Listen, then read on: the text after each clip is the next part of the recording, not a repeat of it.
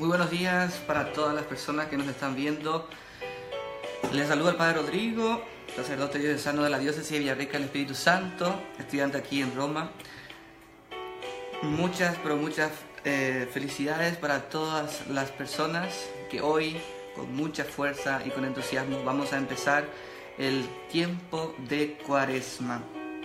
¿Por qué muchas felicidades? Me van a decir. Bueno, es un día en donde nosotros como cristianos debemos de ver y sentir que este amor que Dios tiene hacia cada uno de nosotros se va a extender durante 40 días en nosotros, en una preparación gozosa para lo que va a venir en la Pascua del Señor. Por tanto, hay que estar felices. Nosotros a veces entendemos mal la Cuaresma.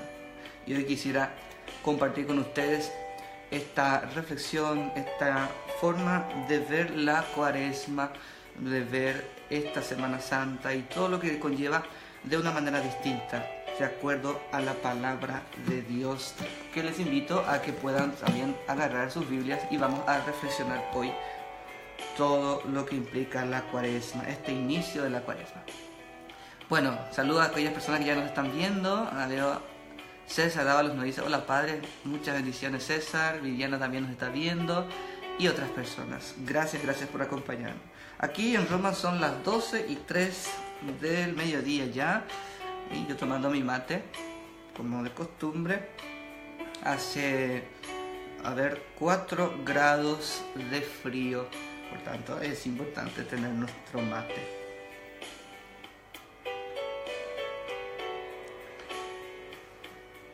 Padre, hoy es el día de los enamorados, sí, también es el día de San Valentín, el día de San Valentín, patrono de los enamorados, justamente era un obispo que hacía esta bendición en matrimonios, de los matrimonios. Por tanto, también es un día de los enamorados, pero no debemos de centrarnos en ese aspecto únicamente.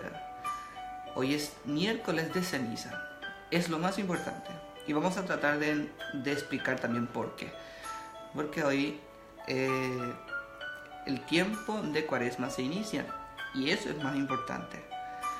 Pero también amarnos, Padre. Sí, sé que amarnos, de demostrar que le queremos a la persona que está a nuestro lado, es muy importante. Sí, pero mucho más importante, por el hecho de las consecuencias que acarrean, es tener a Dios en primer lugar.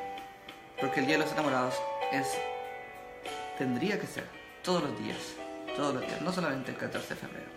Muy bien, les invito a que puedan agarrar sus Biblias y hoy vamos a reflexionar las lecturas del día.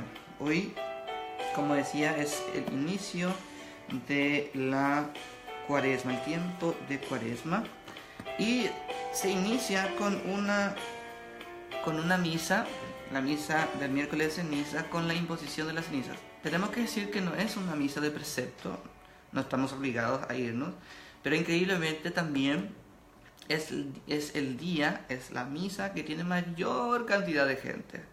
Yo que estuve en la catedral, me acuerdo, hay 2 misas, yo creo, que tienen la mayor cantidad de gente en ese día: el Domingo de Ramos y el miércoles de ceniza. Yo creo que hoy seguramente las parroquias tendrán muchas misas por la cantidad de personas que vamos a participar. Es interesante, no es día de precepto, pero la gente lo toma muy en cuenta. Pero hay que entender por qué y cuál es el sentido primario, cuál es el sentido que tiene el imponer las cenizas sobre nuestra frente o aquí en la coronilla de la cabeza. Saludos a todos los que nos están viendo ya. Gracias de corazón. A ver, Monse Fernández nos dice, Ana Lara también, Graciela Benítez y Arnaldo Zanavia. Muchos saludos. Les leo lo que dice el misal, justamente porque es importante a partir de este aspecto. Dice: el miércoles de ceniza, considerado en todas partes como día de ayuno, es el día en que se impone la ceniza. los cristianos al recibir la ceniza entran en el tiempo establecido para purificar sus vidas. Este signo de penitencia, legado por la tradición bíblica y conservado hasta nuestros días por la Iglesia, significa la condición del hombre pecador que confiesa públicamente su culpa ante Dios y así también expresa su voluntad interior de conversión, impulsado por la esperanza de que Dios sea para él clemente y misericordioso, lento a la cólera y rico en piedad. Esto es lo que nos indica nuestro misal del tiempo de la Cuaresma, y hoy empezamos con el miércoles de ceniza. Pero yo quisiera ya ir un poco más allá de lo que comúnmente se dice sobre la Cuaresma para profundizar lo que dice la palabra de Dios. Tenemos hermosísimas lecturas hoy que se nos propone para la reflexión. A ver, tomen su Biblia, por favor, y vean que las lecturas que se nos propone hoy tienen mucha profundidad. La primera lectura, por ejemplo, está tomada del libro de la profecía de Joel, capítulo 2, versículos 12 al 18. A ver un ratito, me dan tiempo para poder...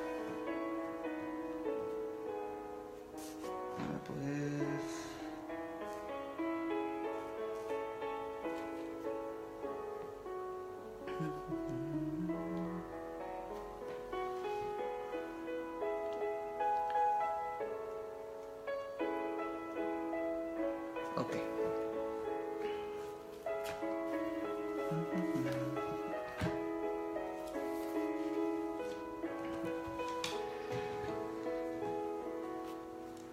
Gracias, muchos saludos para Eusebia, Laura Rocío, nos dice que nos está viendo, Eusebia nos está viendo desde YouTube, gracias, Miriam Lesme también,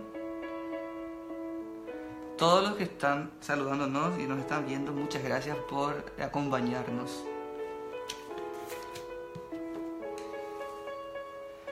El libro de la lectura de la profecía de Joel. La primera lectura del día de hoy dice así. Lectura de la profecía de Joel. Ahora dice el Señor, vuelvan a mí de todo corazón con ayuno, llantos y lamentos. Desgarren su corazón y no sus vestiduras. Y vuelvan al Señor su Dios, porque Él es bondadoso y compasivo, lento para la ira y rico en amor, y se arrepiente de sus amenazas. ¿Quién sabe si Él no se volverá atrás y se arrepentirá y dejará detrás de sí una bendición, la ofrenda y la libación para el Señor su Dios? Toquen la trompeta en Sión, prescriban un ayuno, convoquen a una reunión solemne, reúnan al pueblo, convoquen a la asamblea, congreguen a los ancianos, reúnan a los pequeños y a los niños de pecho.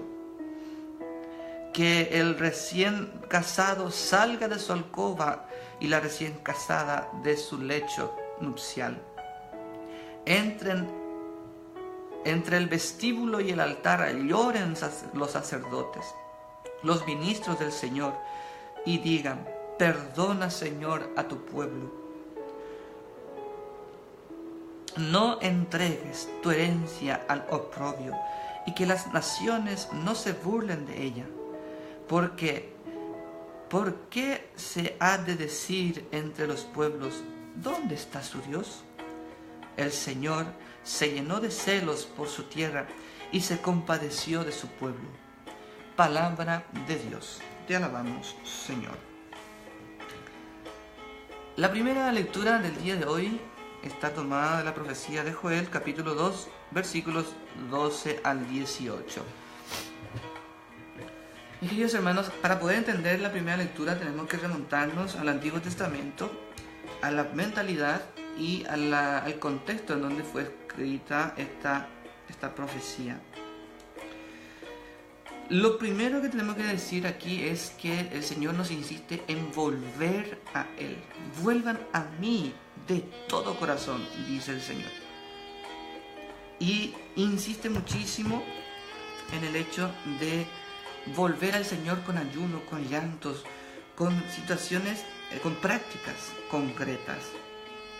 De desgarrar el corazón y no sus vestiduras. Interesantísimo, ya un primer aspecto en donde nosotros tenemos que entender. El Señor dice que tenemos que volver a Él con ayunos, llantos y lamentos y desgarrar nuestro corazón, no las vestiduras. Y vuelve a insistir, vuelvan al Señor su Dios, porque Él es bondadoso y compasivo. En el Antiguo Testamento, la visión que se tenía de Dios era esa, de que Dios espera de nosotros ciertas prácticas que nosotros podamos demostrar con nuestras acciones concretas, ya sea nuestra felicidad, nuestra alegría, y al igual que nuestro arrepentimiento. Por eso se insiste mucho en el tema del ayuno, del llanto y los lamentos. El profeta Joel presenta también en una segunda parte de esta lectura de hoy que se prescriba el ayuno y que toda la comunidad se reúna. Se insiste fuertemente en el hecho de que los sacerdotes lloren detrás del altar, entre el vestíbulo y el altar, por su pueblo, ofreciendo sus llantos, sus oraciones a Dios por este pueblo que pueda volver, para que el pueblo pueda volver al Señor. Interesantísimo, porque cuando leamos todo, la primera, el Salmo, la segunda y el Evangelio, podremos hacer una síntesis de por qué. En la primera lectura se insiste mucho en volver al Señor con ayunos, llantos y sacrificios, de por qué convocar a la asamblea y buscar que estas prácticas nos ayuden a volver fielmente al Señor. Dice el Salmo: ten piedad, Señor, porque hemos pecado.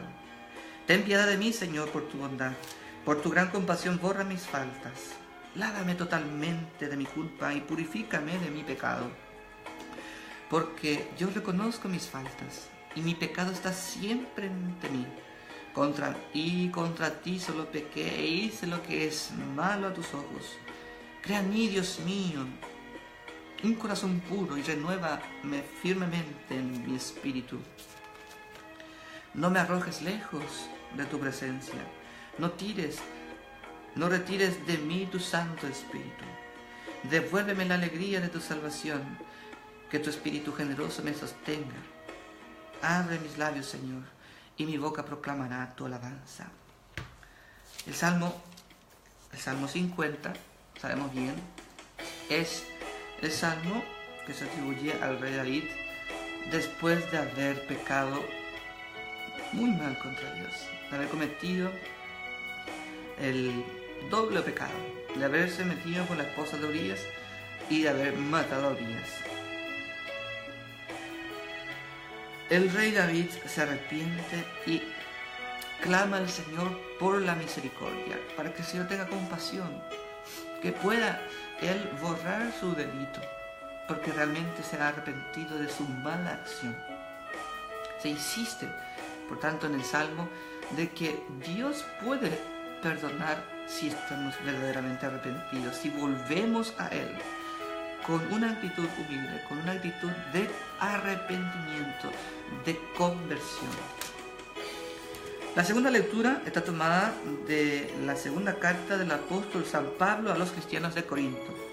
Dice, capítulo 5, 20 hasta el capítulo 6, versículo 2.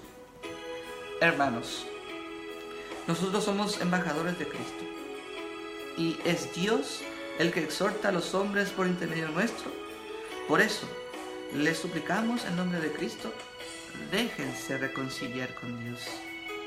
A aquel que no conoció el pecado, Dios lo identificó con el pecado en favor nuestro, a fin de que nosotros seamos justificados por él. y porque somos sus colaboradores, los exhortamos a no recibir en vano la gracia de Dios, porque Él nos dice que en la Escritura, en el momento favorable te escuché, y en el día de la salvación te socorrí. Este es el tiempo favorable, este es el día de la salvación. Palabra de Dios. Te alabamos, Señor. San Pablo dice a los cristianos de Corinto algo fundamental, que nosotros debemos de reconocer a Cristo como aquel que, siendo inocente, Dios lo identificó con el pecado. O sea, otra traducción dice, Dios lo hizo pecado por nosotros, siendo que Él no cometió pecado. ¿Pero para qué Dios lo identificó con el pecado? Para que tú y yo podamos ser salvados. Y Él dice, no dejen que la gracia de Dios sea en vano. No dejemos, mis queridos hermanos, en este tiempo de Cuaresma, que la gracia de Dios, que por medio de Jesucristo fue obtenido para nosotros, para nuestra salvación, caiga en vano, no tenga frutos, no produzca lo que realmente tendría que producir. Por tanto, este es el día favorable, dice San Pablo. Este es el tiempo favorable, el tiempo de Cuaresma. Es el tiempo favorable en que nosotros debemos de entender lo que Cristo ha hecho por nosotros y, agradecidos con Él, tener ciertas actitudes, ciertas prácticas que el Evangelio bien hoy nos enseñará. El Evangelio del día de hoy está tomado del evangelista San Mateo, capítulo 6, versículos 1 al 6 y luego del 16 al 18. Dice así: Jesús dijo a sus discípulos: tengan cuidado de no practicar su justicia delante de los hombres para ser vistos por ellos. De lo contrario, no recibirán ninguna recompensa del Padre de ustedes que está en el cielo. Por lo tanto, cuando des limosna, no vayan pregonando delante de ti, como hacen los hipócritas en las sinagogas y en las calles, para ser honrados por los hombres. Les aseguro que ellos ya tienen su recompensa. Cuando tú des limosna, que tu mano izquierda ignore lo que hace tu derecha, para que tu limosna quede en secreto, y tu Padre que ve en lo secreto te recompensará. Cuando ustedes oren, no hagan como los hipócritas. A ellos les gusta orar de pie en las sinagogas y en las esquinas de las calles para ser vistos por los hombres. Les aseguro que ellos ya tienen su recompensa. Tú, en cambio, cuando ores, retírate a tu habitación, cierra la puerta y ora a tu Padre que está en lo secreto. Y tu Padre que ve en lo secreto te recompensará. Cuando ustedes ayunen, no pongan cara triste, como hacen los hipócritas, que desfiguran su rostro para que los hombres noten que ayunan. Les aseguro que con eso ya han recibido su recompensa. Tú, en cambio, cuando ayunes, perfuma tu cabeza y lava tu rostro, para que tu ayuno no sea conocido por los hombres, sino por tu Padre que está en lo secreto. Y tu Padre que ve en lo secreto te recompensará. Palabra del Señor. Gloria a ti, Señor.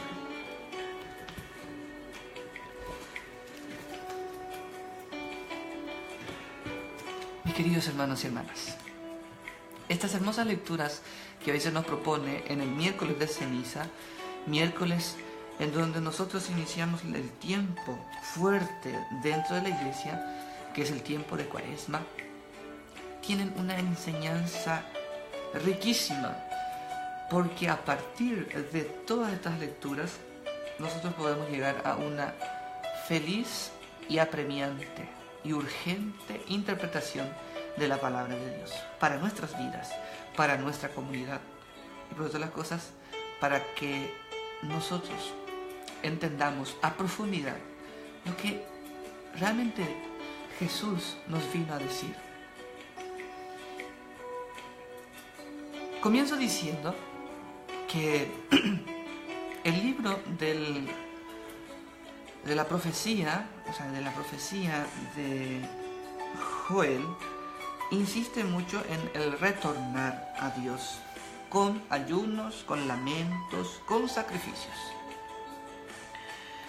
Evidentemente que la ceniza tiene un simbolismo muy fuerte en el Antiguo Testamento, porque cuando una persona demostraba exteriormente su arrepentimiento, su conversión, se echaban las cenizas, se vestían de sayal, una ropa ajada, signo de muerte, signo de penitencia, con una actitud triste, dolorosa.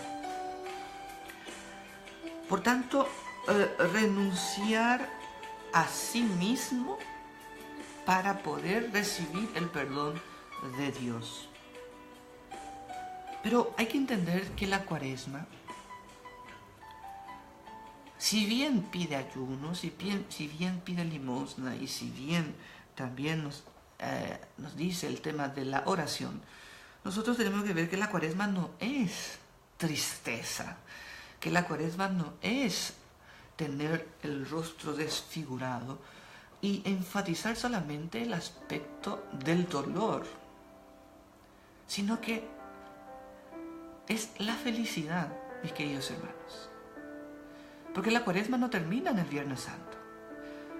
La Cuaresma busca que todos nosotros entendamos la gloriosa resurrección de Jesucristo. Es más, si nosotros empezamos a entender que los 40 días de este tiempo de Cuaresma son 40 días desde hoy,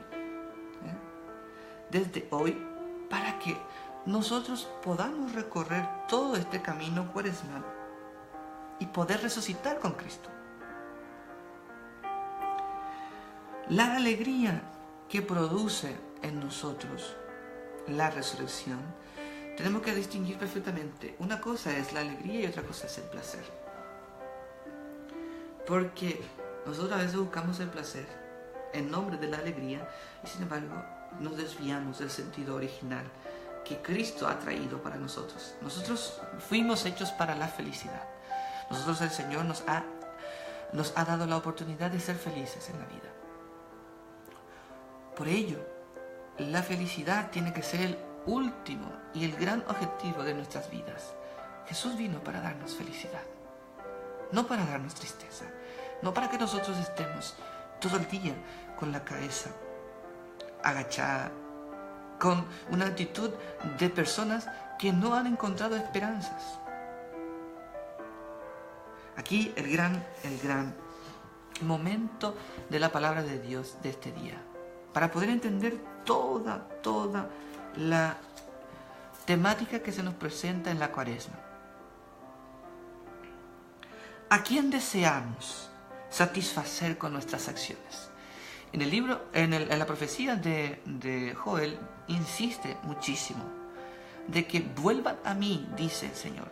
A mí tienen que satisfacerme. Y entonces el pueblo entendió que satisfacer a Dios, ellos tenían que hacer ciertas prácticas para que Dios viera que ellos estaban arrepentidos de sus malas acciones, que ellos estaban haciendo todo para que el Señor les perdone, el Señor pueda tener misericordia de ellos. Es Dios el que tiene que ver mis acciones, no las otras personas, como vamos a ver después en el Evangelio. Se nos propone, mis queridos hermanos, hoy en el Evangelio, 3 prácticas religiosas del tiempo de Jesús. tres prácticas religiosas judías muy fuertes y que constituían el pilar de la práctica religiosa del tiempo de Jesús, que son la limosna, la oración y el ayuno. Que bueno, son también las tres prácticas que en este tiempo de Cuaresma se insisten en que todo cristiano católico pueda tener muy en cuenta y practicarlas.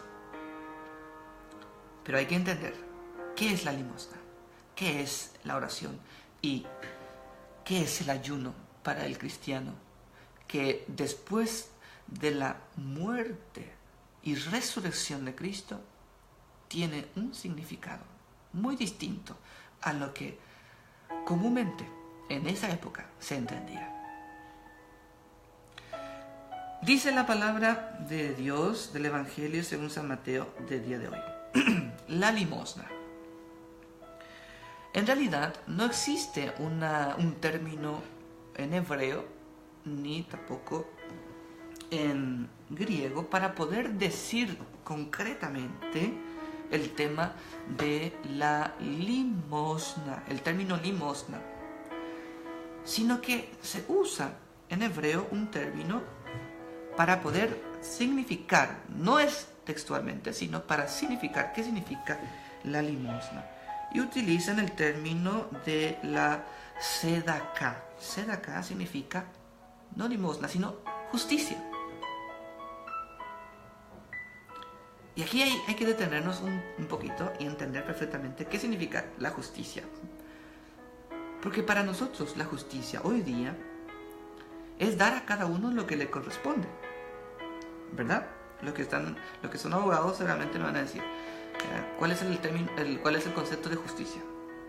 Comúnmente nosotros entendemos justicia, dar a cada uno lo que le corresponde. Sin embargo, la justicia bíblica, la justicia en la palabra de Dios es otra forma, es otro significado. Significa la correcta respuesta a una exigencia de relación. Vuelvo a repetir, ¿qué significa la justicia en la Biblia? En la Biblia, la justicia significa la correcta respuesta a una exigencia de relación. ¿Qué quiere decir esto? De que no es dar a cada uno lo que le corresponde, sino que yo, cristiano, yo elegido de Dios, yo iluminado por la gracia de Dios, respondo para con Dios en una exigencia que Él no me ha impuesto, sino que yo he descubierto como válida para relacionarme con Él y con mis hermanos. Con mis hermanos. La justicia de Dios en la Biblia es, yo respondo a esta relación con Dios y con mis hermanos, porque he descubierto que eso es válido y no puedo hacer otra cosa más que ser coherente con aquello que el Señor espera de mí para con Él y para con los demás.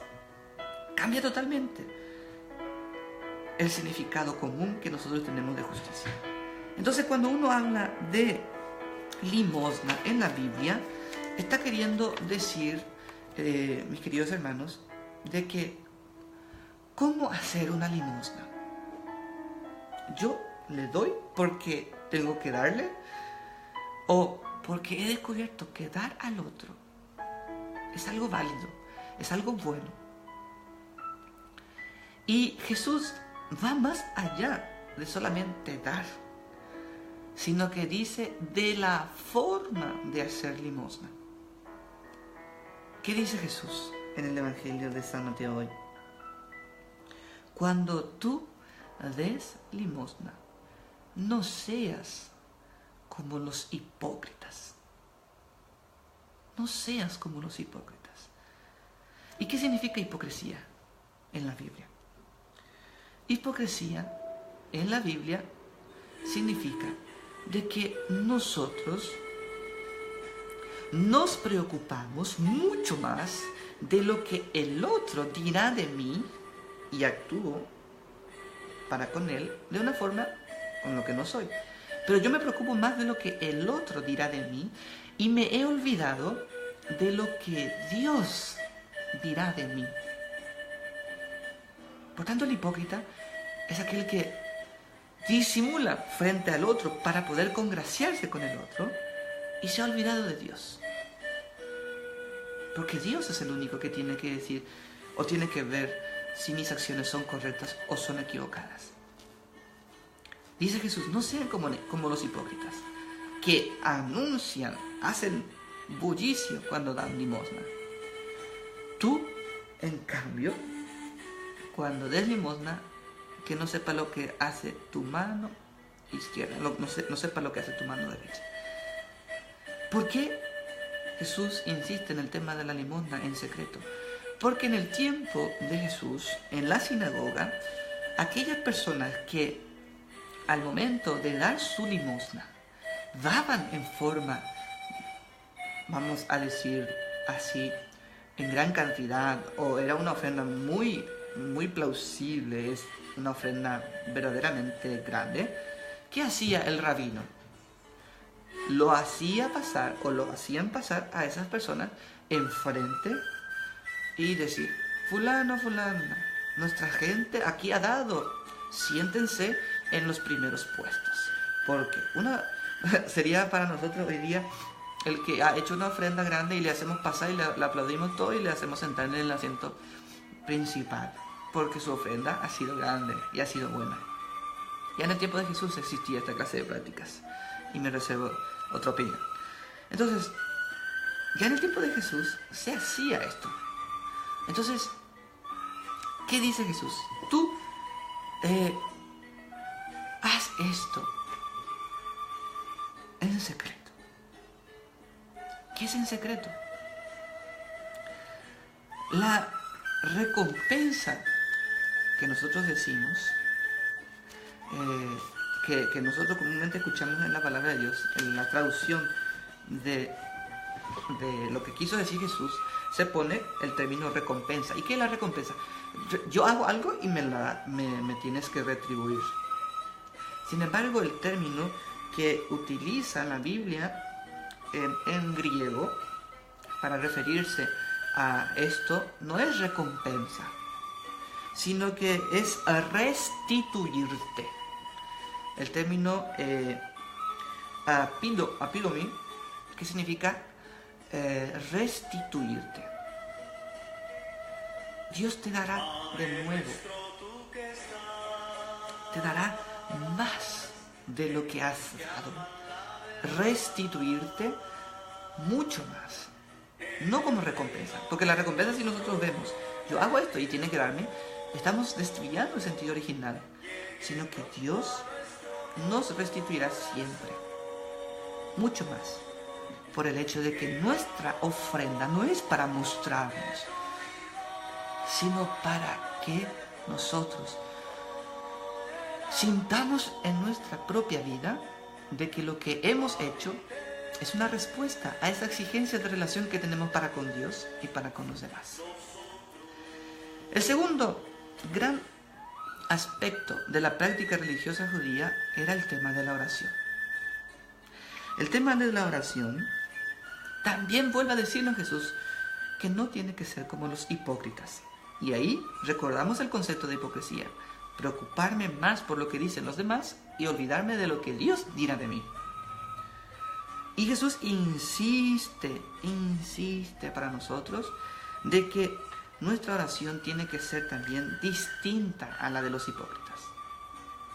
En el tiempo de Jesús había dos formas de hacer oración. Una era la que se hacía 2 veces al día.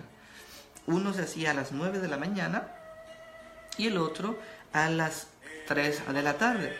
Y en el lugar donde estaba uno, cuando le alcanzaba la hora de las 9 o de las 3, se ponía a rezarle a Dios. Era una práctica común.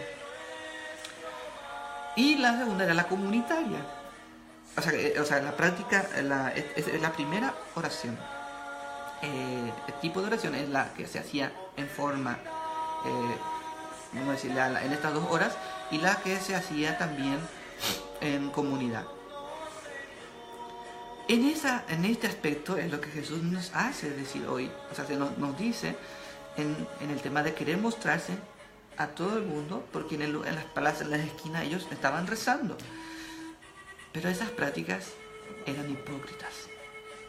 Era para mostrarse, no solamente para con Dios. Y Jesús insiste en eso de no hacer como ellos. En la oración que nosotros debemos de hacer, Jesús insiste que tenemos que retirarnos en nuestra habitación, en la traducción que se pone, ¿verdad? En nuestra habitación. Sin embargo, la traducción original y la más acertada sería en el tapeion, en griego. Tapeion significa en lo más íntimo. Se supone que nuestra habitación es un lugar íntimo en donde nosotros estamos a solas. En ese lugar donde yo puedo meditar mi acción. En el lugar donde yo puedo decir qué he hecho bien y qué he hecho mal. En el lugar donde yo decido si voy a cambiar o si voy a volver a lo mismo. En el tapeion nuestro, dice la palabra de Dios en este evangelio. Por tanto, ¿qué quiere decir Jesús? Cuando tú ores, retírate en tu tapeion, retírate en tu habitación, en tu lugar más íntimo, en ti mismo, y ora en silencio. Tú ora en silencio, porque ahí en donde tú solo estás para con Dios, y Dios sabe lo que tú dices, piensas y haces, Él te restituirá todo lo que has hecho y dicho. ¿Vieron cómo es el sentido, mis queridos hermanos? ¿Cómo uno tiene que hacer oración? Padre, entonces no tenemos que ir a la misa, no tenemos que ir a las oraciones comunitarias. No es eso lo que quiere decirnos Jesús. Porque cuando nosotros hacemos nuestras oraciones comunitarias, no estamos queriendo decir de que lo que hacemos es hipócrita. Si tú crees que tu oración es hipócrita y estás haciendo eso para agradar a los demás, ahí sí, preocupémonos. Pero si nosotros vamos a una Eucaristía, a una celebración, y lo que estamos haciendo, lo estamos haciendo de corazón, desde lo más profundo, para con Dios, porque hemos descubierto esta exigencia de relación con Él y para con los hermanos, y es para con los demás, y es algo válido, claro que nuestra oración pública, en donde estamos todos juntos, es válida, es verdadera, y producirá frutos abundantes. Por tanto, busquemos, mis queridos hermanos, esta oración en el tapeion, en lo más íntimo de nuestras vidas. En el tercer lugar de esta práctica religiosa judía muy común en la época de Jesús está el tema del ayuno. El ayuno. Mis queridos hermanos, en todas las religiones existe este tema de la práctica del ayuno. Y en la práctica judía tampoco era ausente. Y hasta hoy día también nosotros, ¿verdad? Este ayuno, ¿en qué consistía? Y hemos escuchado que en la primera lectura del libro de Joel decía: Dios, vengan a mí, vuelvan a mí en ayuno, con penitencias, con prácticas extremas, para que yo pueda rever mi postura, pueda tal vez no castigarles. Entonces el ayuno consistía justamente en eso. Y aquí en Roma existe hasta un término, o sea, una expresión para significar el tema del ayuno. Decía ayunar como un judío. Porque ayunar como judío significaba que 2 veces por semana ellos no consumían alimentos, para que el Señor pueda mirar su acción externa y pueda congraciarse con ellos. Pero aquí hay que preguntarnos, el ayuno que Jesús nos pide hoy, ¿es ese mismo ayuno que los judíos hacían? ¿Es no comer nada? ¿Es no hacer, es no consumir nada de alimentos? ¿Qué es el ayuno para el Señor? Y por eso, agarren su Biblia y lean la parte del Evangelio según San Mateo del capítulo 6, que hoy nos dice muy claramente: cuando ustedes ayunen, no pongan cara triste,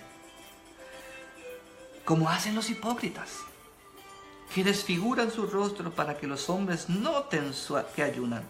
Les aseguro que con eso han recibido su recompensa. Este tiempo de Cuaresma es un tiempo en donde nosotros debemos de ayunar, ¿sí? Ahora, ¿tenemos que estar tristes? ¿Tenemos que poner cara triste porque estamos ayunando? ¿Qué dice Jesús? Cuando tú ayunes, no pongas cara triste para que los otros te noten. No digas por ahí, yo estoy ayunando, para que todos te aplaudan.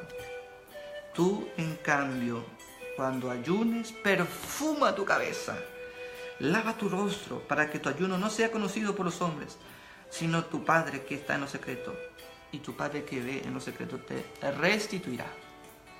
Entonces, hacer fiesta. Uno se perfuma, uno se viste bien. ¿Por qué? ¿O para qué? Porque está feliz. El Señor nos invita a hacer fiesta en este tiempo de Cuaresma. Fiesta para con el Señor, para con Dios, porque lo que nosotros estamos haciendo en estas prácticas religiosas del ayuno cuaresmal, como dirá la oración colecta del día de hoy, es para que nosotros con nuestras prácticas demostremos a Dios que nosotros estamos haciendo fiesta por el gran milagro, por la enorme gracia que nos ha obtenido, como diría la segunda lectura de San Pablo a los cristianos de Corinto. El ayuno que Dios quiere. Tenemos que remontarnos, mis queridos hermanos, al Antiguo Testamento para poder entender qué es el ayuno para el cristiano. Isaías, el profeta Isaías, en el capítulo 58, versículo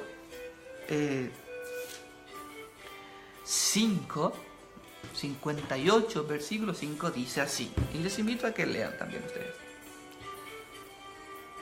Dios dice en forma de pregunta: ¿creen que este es el ayuno que yo deseo? ¿Que el hombre se humille todo el día, agachando como un junco la cabeza, tumbado en un saco entre cenizas? ¿A eso llamáis ayuno, día grato al Señor? Versículo 6. Este es el ayuno que yo deseo: romper las cadenas inicuas, injustas, soltar las coyunturas del yugo, dejar libres a los maltratados y arrancar todo yugo. Compartir, versículo 7, compartir tu pan con el hambriento, acoger en tu hogar a los que no tienen techo, vestir a los que veas desnudos y no abandonar a los de tu propia carne. Mis queridos hermanos, ese es el ayuno que Dios desea y espera de todos nosotros. Todas las prácticas que nosotros hacemos en el tiempo de Cuaresma y se insisten en la limosna, la oración y el ayuno, tienen que ser para nosotros un camino de felicidad hacia la Pascua de la Resurrección, no al Viernes Santo, no al dolor, no las prácticas que nos den tristeza, flagelar nuestro cuerpo, ver solamente el aspecto de penitencia, ver solamente el aspecto triste de las cosas, sino el ayuno que yo hago tiene que tener este significado para con el otro, para con el prójimo, para con el semejante, y dice la traducción, para con el de mi propia carne. O sea, ese semejante mío, ese que es igual que yo, para con él tiene que ser mi ayuno. Y todo esto, mis queridos hermanos, tiene una significación muy, muy distinta que nosotros hemos desviado. Nosotros hemos desviado muchas interpretaciones de la palabra de Dios. Porque aquí tenemos que insistir en un ayuno que comúnmente nosotros decimos, ¿por qué no voy a comer carne? ¿Por qué la iglesia me pide de no comer carne? Me acuerdo, las personas siempre dicen, Padre, ¿por qué yo voy a dejar de comer carne? Porque hay personas que tal vez no comen carne, pero son las más malas, son los más chismosos, son aquellos que son los más pecadores. Pero si tú entiendes que dejar de comer carne o hacer ayuno en este tiempo de Cuaresma, si entiendes eso como un peso, si tú entiendes eso como una práctica solamente para mostrarte a los demás, entonces tu ayuno no sirve. Y ahí lo que está diciendo no tiene sustento. Mis queridos hermanos, hay un escrito de Pastor de Hermas, que es un escrito extra bíblico, o sea, que es contemporáneo al tiempo de la Escritura, que Pastor de Hermas dice claramente en qué consiste un ayuno. Y nos ilumina también a nuestro texto del libro de Isaías, capítulo 58, desde el versículo 5 hasta el versículo 7. Dice Pastor de Hermas: procura hacer el bien, sin mirar a quién. Después de haber observado las prescripciones, en aquel día en el cual ayunarás, no te alimentarás de nada, más que de pan y de agua.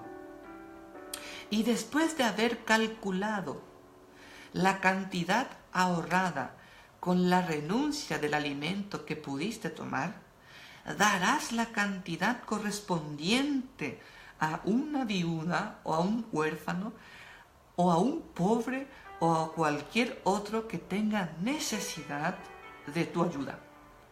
Así cumplirás un acto de humildad, y de esta humillación aquel a quien beneficiaste tendrá el alma llena de reconocimiento y elevará por ti al Señor sus oraciones. Imagínense, mis queridos hermanos. Aquí cambia totalmente lo que nosotros estamos reflexionando. Acá también ilumina lo que tú y yo hemos recibido de la catequesis cuando éramos pequeños. ¿Por qué nosotros no tenemos que comer carne? ¿Por qué yo tengo que privarme de alimentos?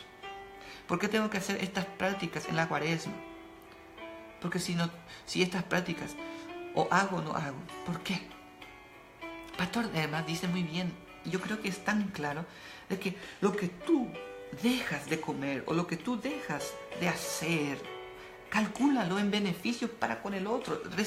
Y esa cantidad tal vez de dinero, tal vez de alimentos que tú no, dalo al otro, al que necesita, porque ese que necesita elevará en agradecimiento a Dios por ti. Es compadecernos para con el prójimo, es compartir. No coman algo hoy y van a ver lo que se siente de que en el día tú no puedas, no porque no quieras, sino porque no tienes para con qué comprar un pedazo de pan, una comida en el día.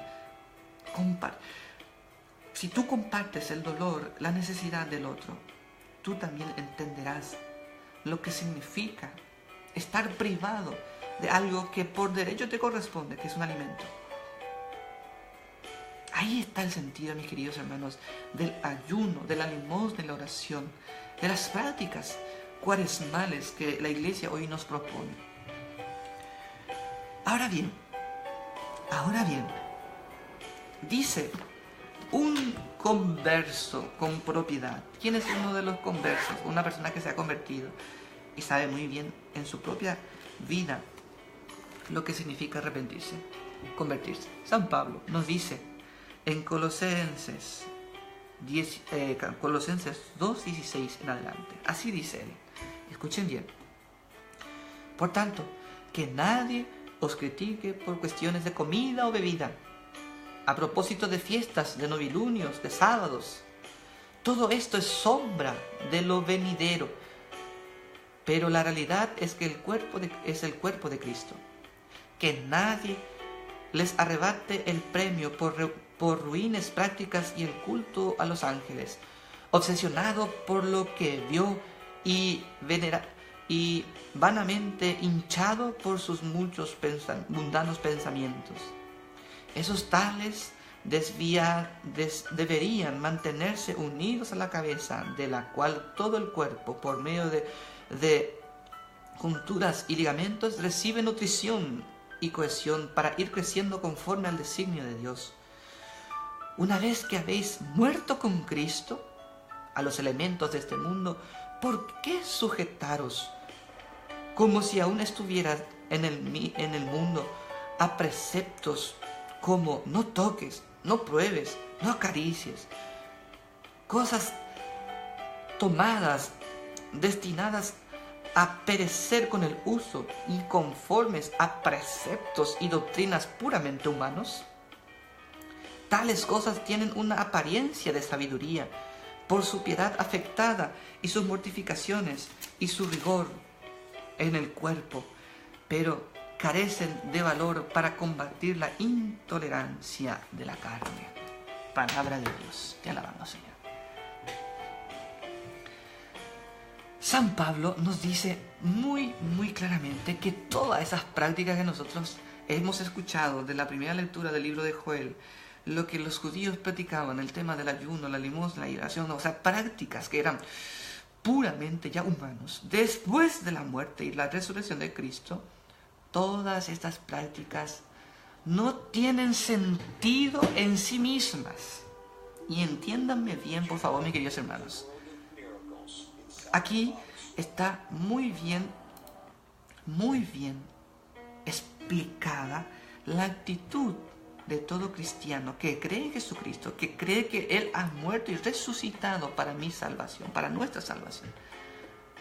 El ayuno, las prácticas penitenciales, los sacrificios, todo eso no son importantes en sí mismas. No son importantes en sí mismas, sino en relación para con el hermano, para con el otro, en una actitud de reconocimiento de esa exigencia de relación para con Dios. Quería decirles esto, mis queridos hermanos, porque nosotros entendemos mal la Cuaresma y muchos entendemos mal y predicamos mal.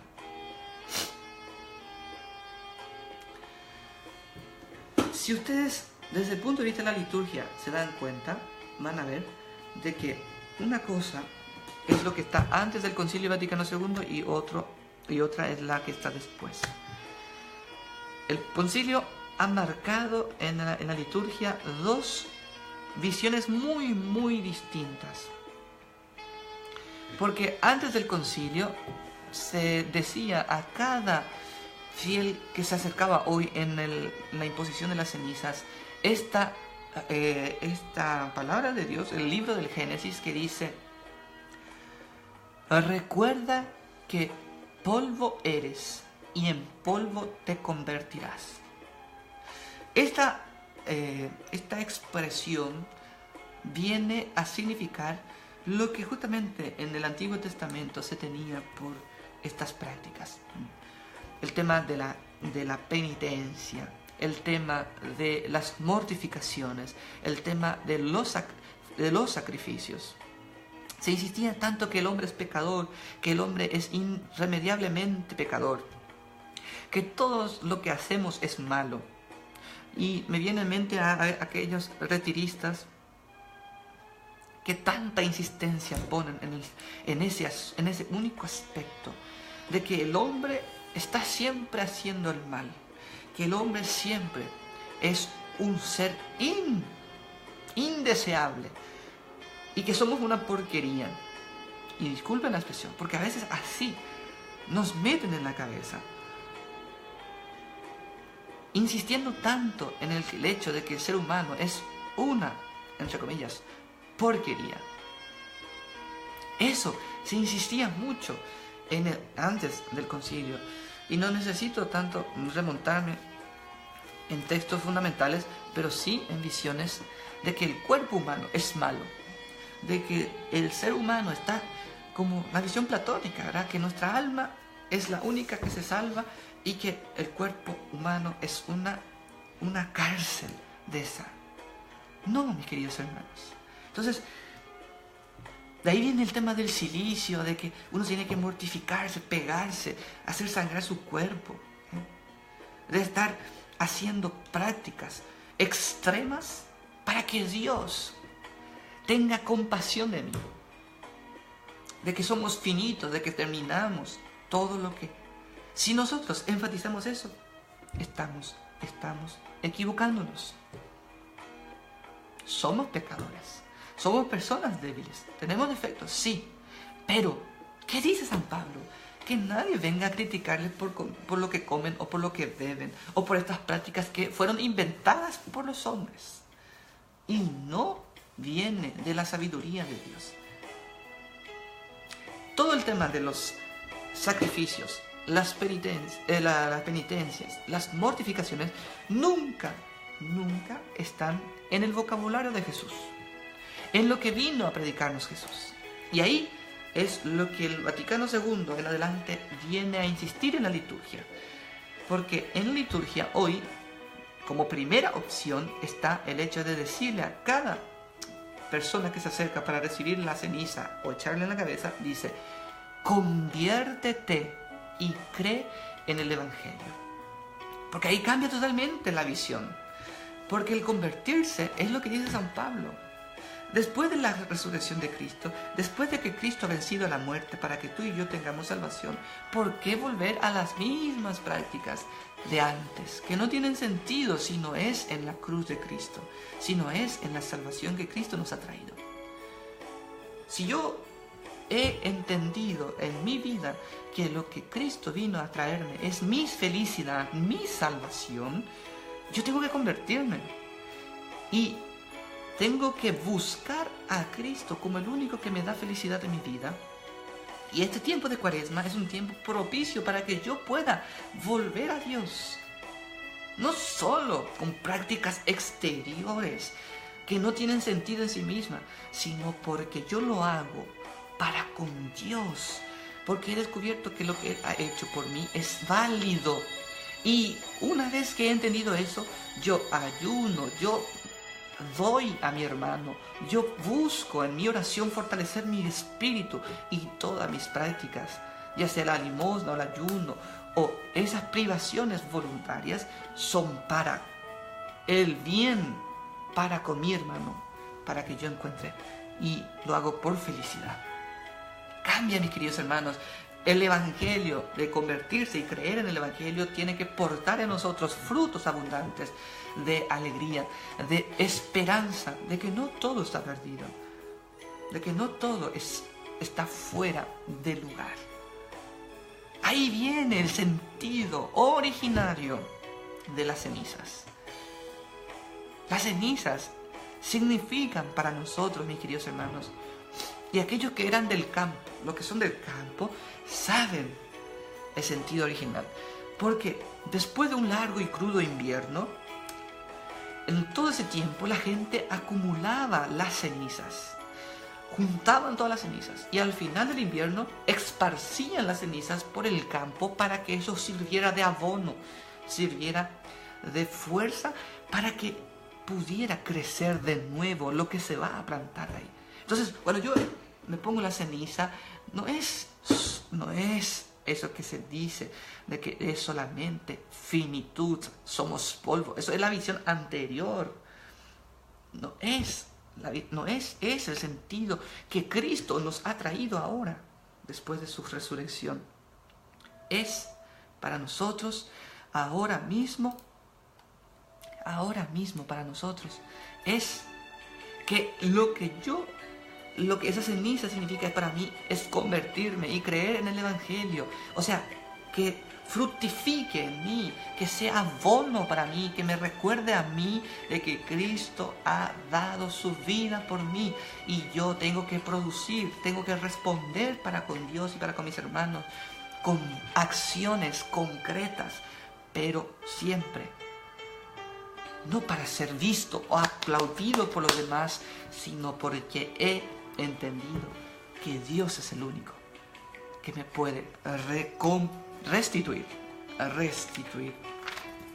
Mis queridos hermanos, qué hermosa es la Cuaresma. Qué actitud más buena es la que nosotros debemos de tener. Haciendo una síntesis general de todo esto, mis queridos hermanos, hoy iniciamos la Cuaresma con el miércoles de ceniza. Miércoles que quiere significar la imposición de la ceniza sobre nuestras cabezas en signo no solamente de penitencia, de dolor, de sufrimiento, de prácticas vanas, sino para fructificar, para producir, para estar fuertes, para poder afrontar las pruebas de nuestra vida. Hoy la Cuaresma inicia, mis queridos hermanos, y es un tiempo en donde todo lo que nosotros haremos de ayuno, o sea, de limosna, de oración y de ayuno, en sí no tienen un sentido, sino es para con Dios y los hermanos.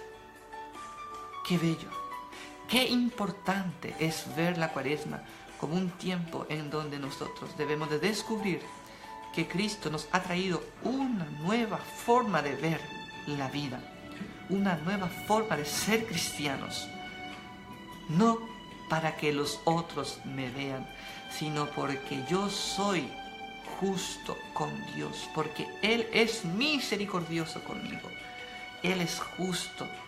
Y justicia en la Biblia es responder a esa exigencia de relación para con Dios y mis hermanos. Gracias por este tiempo, Señor. Gracias porque nos has dado esta oportunidad de empezar este tiempo de Cuaresma. Y gracias a ustedes, mis queridos hermanos, por acompañarnos hoy en este día muy importante en la iglesia, que es el día del inicio de la Cuaresma. Mis queridos hermanos, muchas gracias. Un saludo especial para todos los que nos han visto y nos están viendo. A los que nos ven de YouTube, de Villarrica, de Luque, a Estela Reyes, muchas felicidades. Hoy por el aniversario matrimonial también. Dios les bendiga siempre. Nos han visto muchos. Helen, Evelyn, María, Martínez nos dice gracias por la feliz Cuaresma. Gracias. Ronald Medina también. Nancy, Marilola, muchas bendiciones. Doña Petrona también. Elvio nos dice feliz inicio de Cuaresma. Tati Acosta, Mar también nos ve, Rosa, Raquel nos ve, Susan, también Fátima, Zulma, Natalia y así sucesivamente. Gracias de corazón. Recuerden, mis queridos hermanos, comer carne o no comer carne no es importante en sí misma, sino porque todo lo que yo hago, yo lo he descubierto como válido.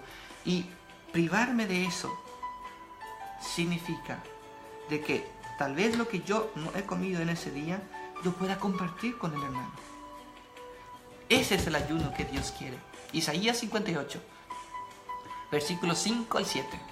Les invito a que lean. Colosenses 2, 16 en adelante. Entendamos de lo que desde el concilio en atrás se enfatizaba el dolor, se enfatizaba las prácticas penitenciales, se enfatizaba solamente el aspecto puramente pecador del ser humano. Pero recuerda que desde Cristo, desde el Concilio de la Atlanta, Cristo nos ha traído una nueva forma de ver, no una nueva ley, sino ver de manera distinta aquello que Dios ha hecho por cada uno de nosotros. Les invito a que hoy vayan a la misa, impongan la ceniza en sus cabezas. Y cuando les impongan la ceniza, y cuando el sacerdote haga caer o señalice en tu frente, en esa ceniza, recuerda el significado verdadero y original de esto. Conviértete y cree en el Evangelio, para que tu cabeza sea ese terreno donde la ceniza signifique abono para producir frutos, para con Dios y para con los hermanos. Saludos para todos. Les deseo una feliz Cuaresma. El tiempo de Cuaresma no es tristeza. El tiempo de Cuaresma no es enfatizar de que tú y yo somos solamente pecadores. Es descubrir que Dios en Cristo Jesús ha roto las ataduras de la muerte y nos ha hecho partícipes de su vida inmortal. Que Dios y la Virgen María les acompañe siempre. Y hoy, mucho más, seamos como este barro en las manos del alfarero, que Dios vaya moldeando, vaya haciendo producir una hermosa vasija nueva, y que todo y cada una de nuestras prácticas cuaresmales lo veamos